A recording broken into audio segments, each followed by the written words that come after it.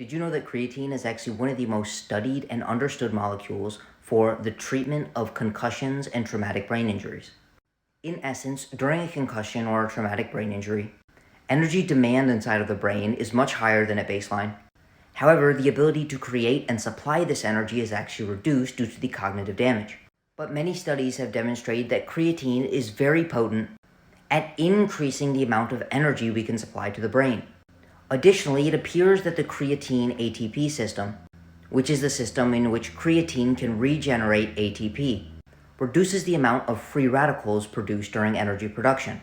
And these are simply just molecules that build up as a byproduct of producing a lot of energy. For example, during exercise, there is a very large increase in free radical production, which is one of the reasons that we get sore after exercise. And this occurs in any cell producing energy, including inside of the brain.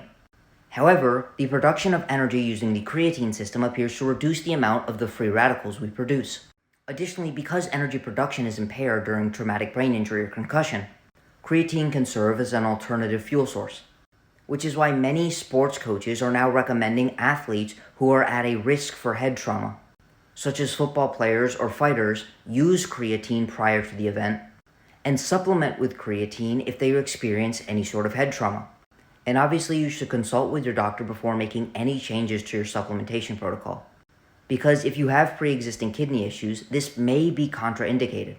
But it is important to know that in order to increase brain levels of creatine, you need far more than you would to saturate the muscles. For example, a normal dose for the muscles would be approximately 5 grams. However, in order to increase brain levels of creatine, it looks like we would need approximately 20 grams or more per day for more than 7 days in a row. And again, this may only be indicated in athletes who suffer head damage, or in individuals who have pre-existing cognitive deficits, who have had this supplementation protocol approved by a doctor. However, I do find it fascinating that creatine isn't just for the muscles, and it can also be used inside the brain. And if you want to learn more about creatine, check out my 2-part series about what creatine is and how you can use it. And if you want to learn how to take control of your health and energy, send me a DM to sign up for coaching.